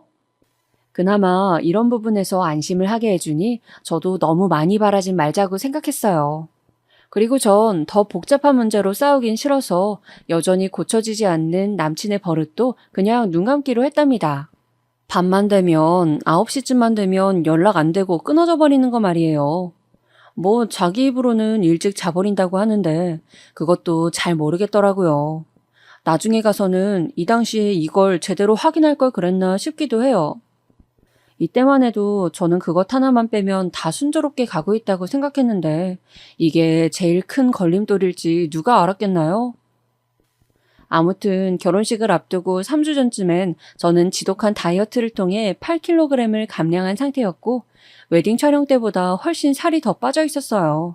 이때 어쩔 수 없이 남친 집에 뭘 가져다 주러 갔다가 어머니를 만났는데 저를 아주 무슨 눈밖에 내신 양 쎄하게 말을 하시는 거예요. 어쩜 처음 봤을 때랑 인상이 이렇게 확연히 뒤집어질 수 있는 건가요? 그래, 지영이 왔니? 근데 너 너무 살 뺀 거 아니야? 애가 눈도 퀭하고 얼굴은 해골이 되어서는 그렇게 삐쩍 말라가지고 뭐 제대로 걸을 수나 있겠어? 좀 더 찌워야 될 것 같아. 얼굴이 원 너무 빈곤해 보인다. 한창 결혼 앞둔 신부한테 어쩜 저런 망언을 하시는 건지.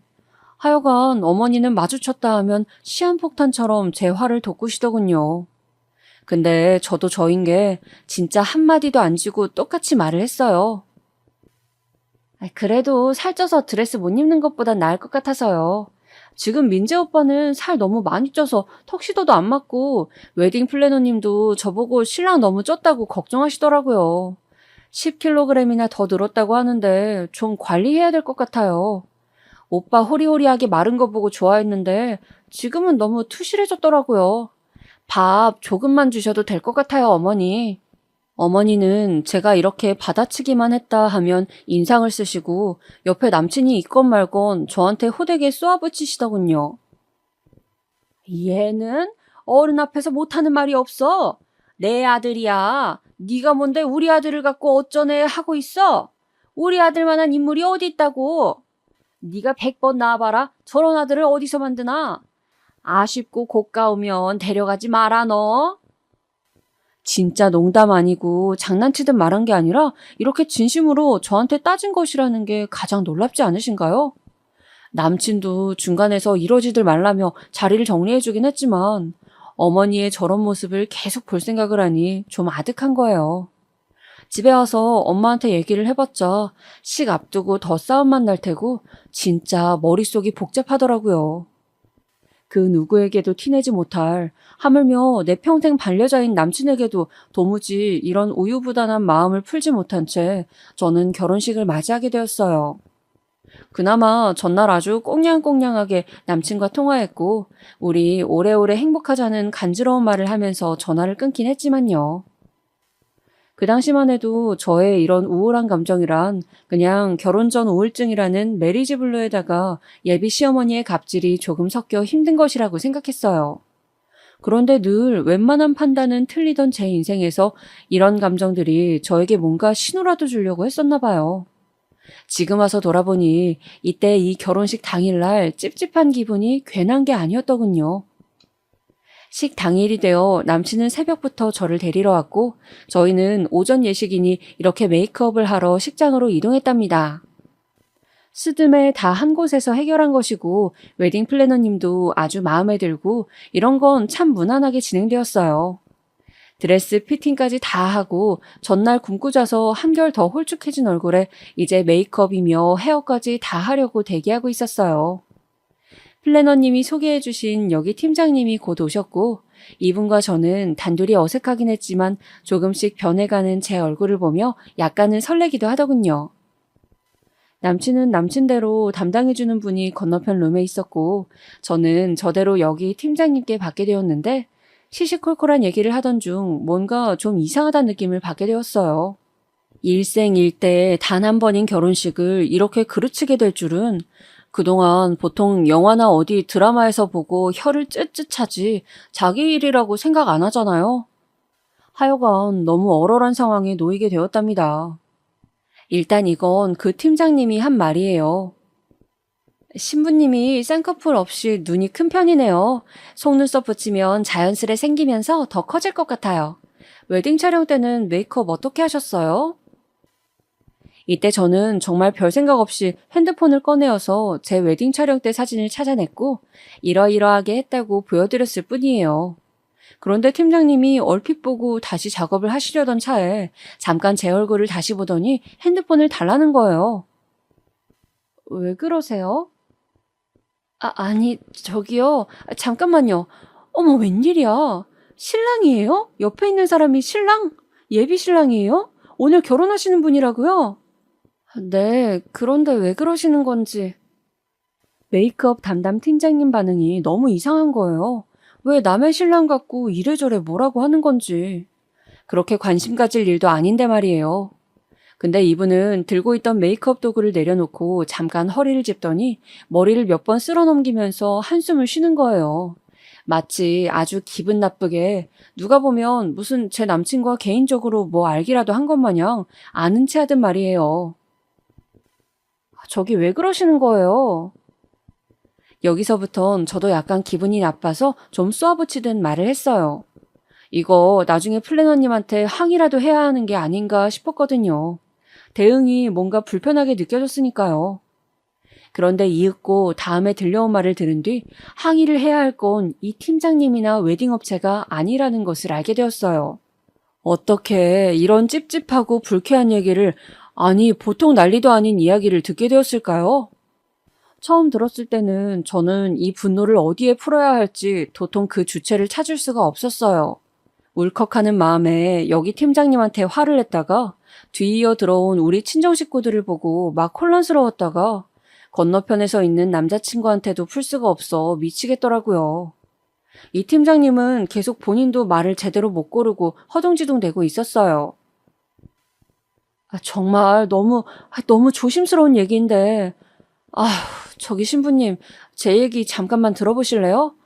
아니, 내가 이렇게 나서도 되나? 이걸 어떡하지? 도대체 왜 그러시는 거예요? 뭐 할 말 있으시면 똑바로 하세요. 뭐 때문에 그러시는 건데요? 그랬더니 계속 몸을 비비꼬면서 쩔쩔매다가 제가 화낸 듯 말을 하니 결국은 말을 꺼내시는데 처음에 어디 다른 집 얘기를 하는 줄 알았어요. 이게 저랑 제 남친의 이야기라뇨. 그게요. 참, 이걸 어떻게 말을 해야 된담? 아무튼 말씀드릴게요. 판단은 신부님이 하세요. 근데 제 생각은 이 결혼 접으시는 게 나을 것 같은데. 아무리 대충 봐도 그게 맞아 보여서 말이에요. 저기 여기 신랑님 말이에요. 아휴, 제가 아는 사람이에요. 저라기보다 제 사촌 동생 말이에요. 정말 극도의 오지랖에 참견에 별 푼수 같은 반응을 한다고 느껴졌던 이 팀장님에게 나중에는 이분을 만난 게 천운이었다고 생각하게 될 줄 누가 알았으려나요?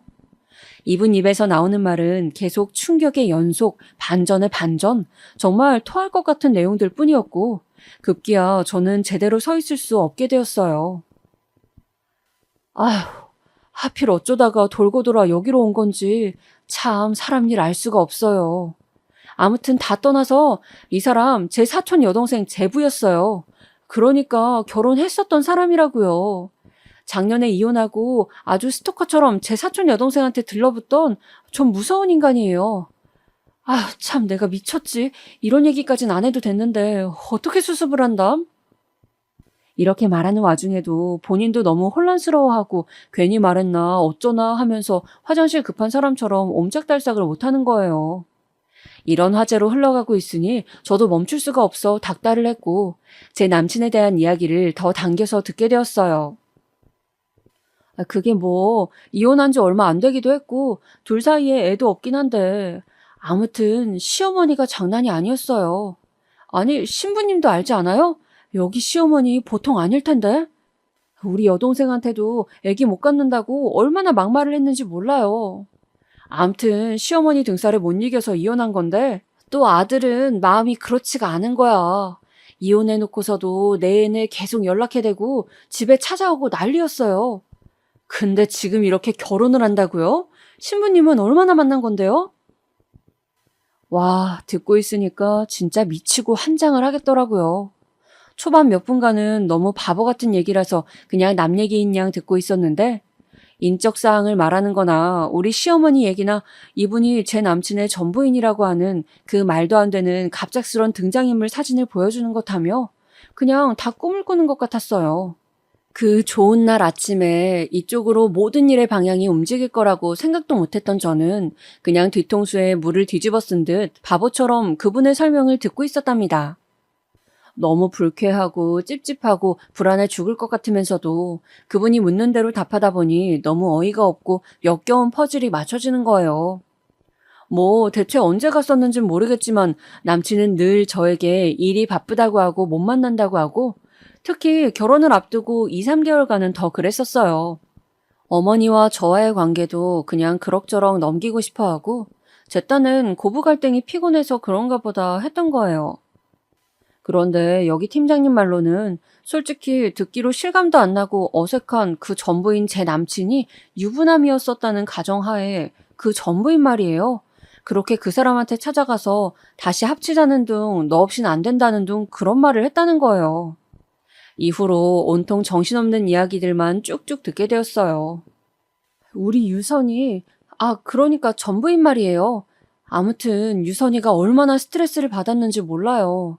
시어머니한테 그렇게 뜯기고 기겁을 해서 이혼을 했는데 그 당시엔 그렇게 우유부단하던 인간이 이혼 후에 매달리니까 말이에요. 그리고 얼마나 스토커 같은지 직장부터 집까지 차로 몰래 따라온 적도 있어요.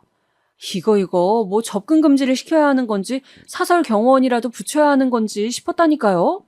아니 그래놓고 뒤에서는 또 신부님 같은 이런 아가씨를 만나고 있었다는 거예요? 진짜 잘 헤어졌네. 정신병자가 따로 없지. 이게 뭐냐고요. 그 짧은 시간이 얼마나 숨죽인 듯 깊게 흘러가던지.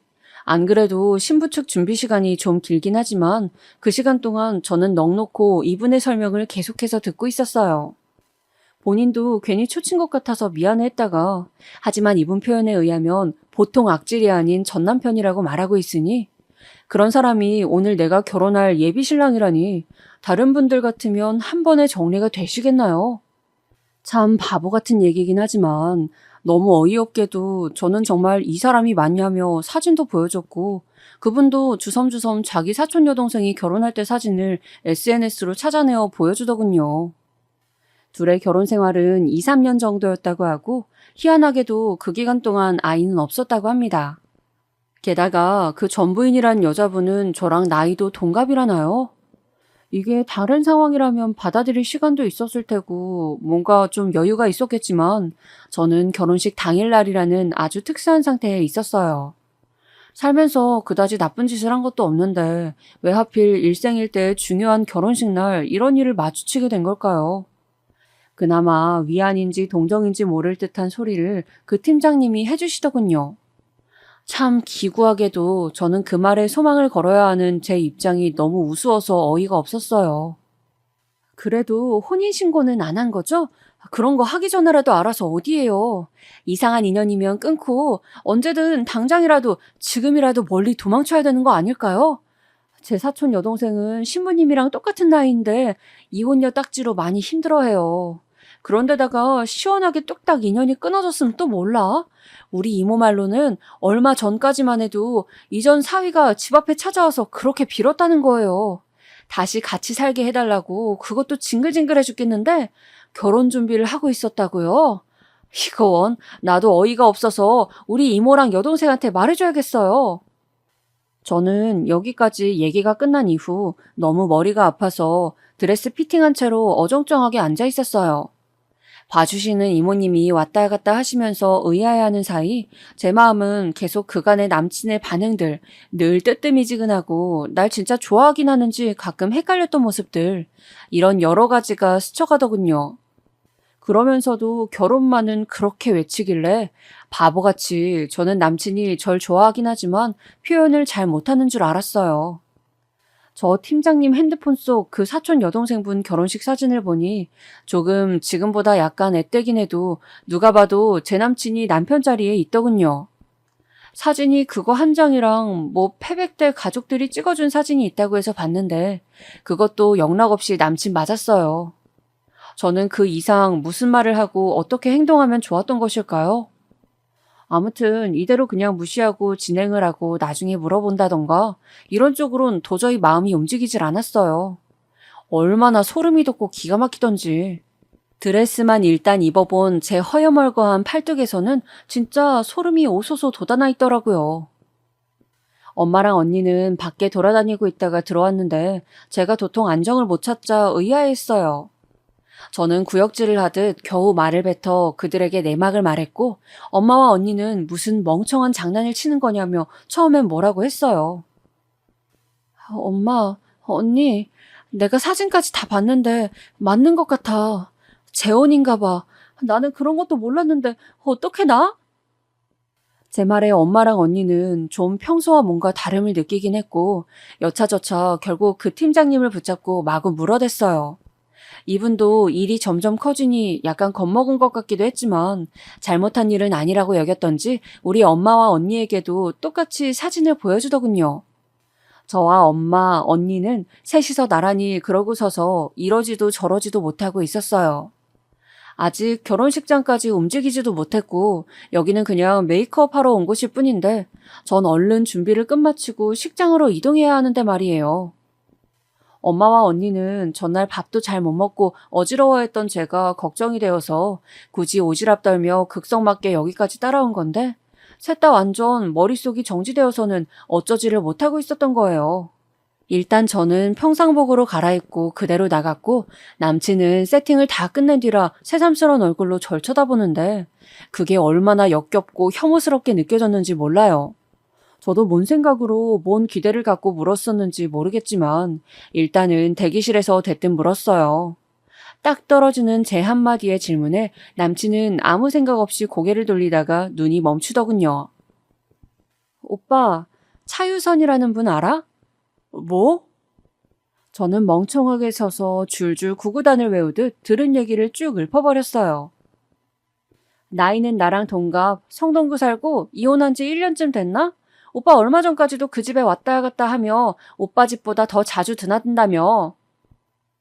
이렇게 건조하게 말을 읊는 저를 보고 남친은 무슨 타임머신 타고 장소 이동이라도 한 듯 무척 어리둥절한 얼굴을 하고 있었어요. 하지만 저는 남친이 평소와 다른 표정이란 걸 알 수밖에 없었어요.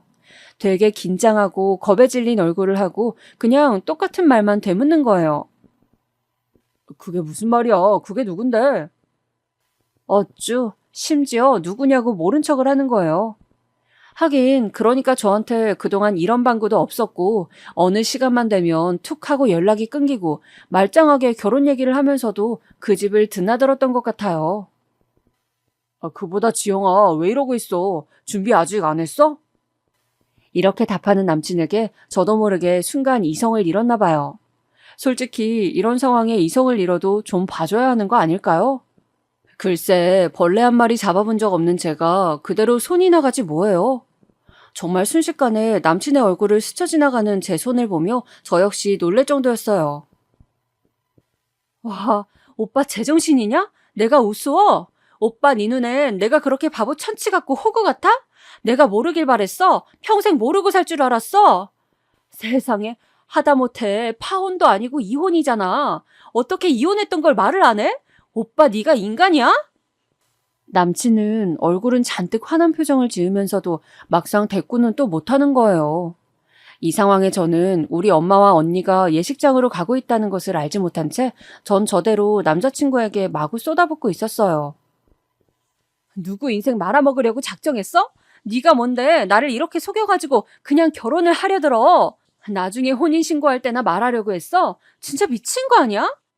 그리고 심지어 뭐? 얼마 전까지 저 여자 집에 들락거렸다며? 너 진짜 제대로 당해볼래?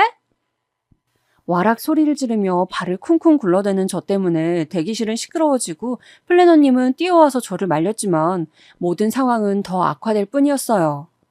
옆 대기실에 있던 다른 예비부부까지 나와서 쳐다보고 아주 그냥 난장판이었답니다. 남친은 꼴에 또 주변 눈치를 꽤 보는 사람이라 제발 조용히 하라고 했지만 그 와중에 남의 시선을 따지고 있는 모양새가 더욱 절 우롱한다는 생각밖에 안 들었어요. 옆에 있던 것들을 다 던져대면서 분을 토해냈지만 너무 기가 막힌 거예요. 오늘 초대한 사람들이며 여러 가지 것들이 머릿속에서 정말 복잡한 전선 마냥 얽히고 설켜 있었어요. 남친의 이런 반응을 보니 저는 확신이 올 수밖에요.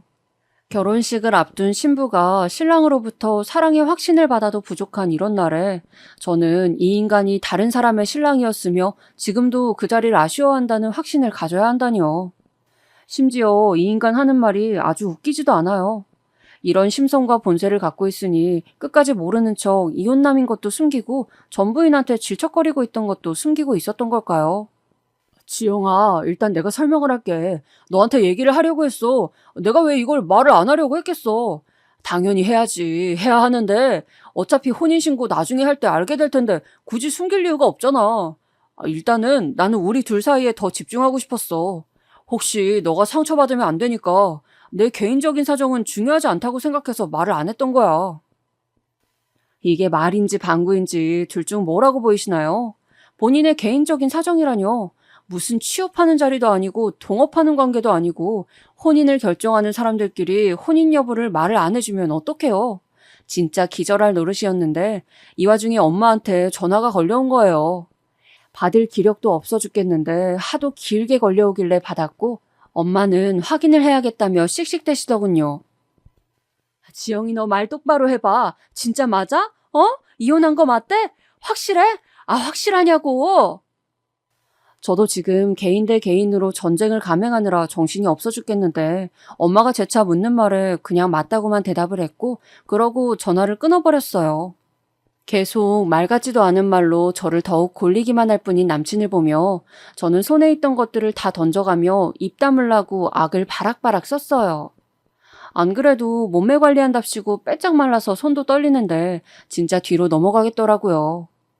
대강 우리의 큰 대화로 사정을 들어버린 플래너님도 완전 숙연해지셔서는 아무 말도 못하셨어요.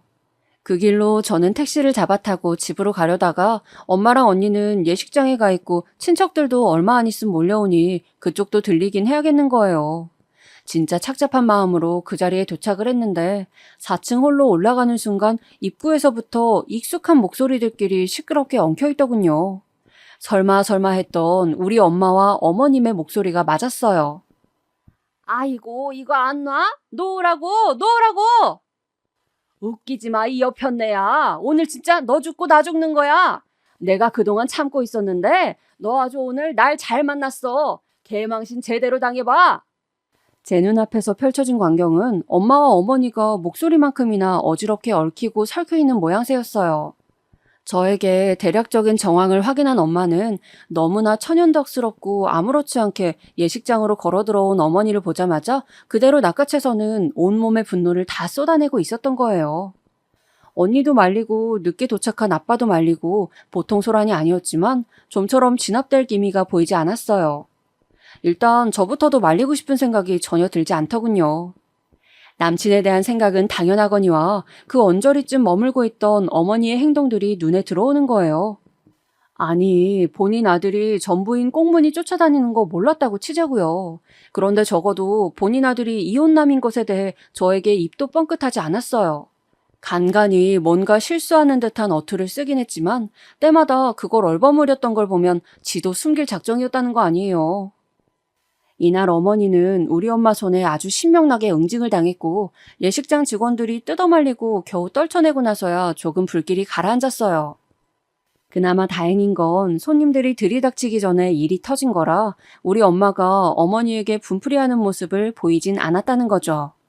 일단 저를 대신하여 언니와 아빠 등 가족들이 아주 분주하게 알려대고 저도 몸이 안 좋아 급히 응급실에 갔다는 둥 누가 봐도 파혼을 예감할 수밖에 없을 핑계를 대며 그날 하루를 조용히 닫아버렸어요. 남친은 그날 뺨 한 대로 끝난 게 아쉽긴 하지만 우리 엄마로 인해 어머니 여기저기 앓는 소리를 내며 들어누운 걸 생각하면 그냥 넘어가야 될까 봐요. 제가 준비한 가전들이며 이런 것들 다 포함해서 저는 팔면 중고가 되기 때문에 전부 돈으로 내놓으라고 했고요. 어머니랑 남친은 처음엔 지네들도 손해를 입었다고 무슨 말 같지도 않은 소리를 하더군요. 그런데 엄마가 전화를 뺏어서 아주 우악스럽게 경고를 했더니 지들도 나름 인간이랍시고 말이 들어가긴 했어요. 야, 니네가 사람이긴 하냐? 니네 집 주변에 대자보 써서 사기 결혼한 사기꾼 부모의 자식 새끼라고 써붙이기 전에 좋은 말 할 때 입 다물어. 나 니네 직장도 알고 니네 가게도 다 알아. 그리고 자네 엄마한테 전해. 네 자식 새끼 귀한 줄 알고 남의 자식 인생 생으로 잡아먹으려다가 네 자식이 먼저 굴러 떨어진다고. 헛수작 부리면 내가 진짜 자네 직장이며 자네 엄마며 가만 안 둘 거야. 경찰에 신고할까? 고소해? 그럼 누가 손해인데? 좋은 말 할 때 돈 주고 끝내던지 안 그러면 싸움 한번 길게 끌고 갈 건지 니들이 정해. 엄마의 말로 이 상황은 어찌저찌 정리가 되어 지금 지지부진하게 돈을 나눠서 받고는 있는 상황이에요. 진짜 속된 말로 금융치료라고 그나마 돈이라도 얼마씩 돌려받고 있는 데다가 그 얄밉고 열받던 예비 시어머니가 우리 엄마한테 조금의 반항도 못하고 어마어마하게 당하던 모양새를 생각하면 그냥 차근차근 제 속에서 소화시켜보려고 합니다. 시간도 걸리고 여전히 아리다리 아프겠지만 말이에요.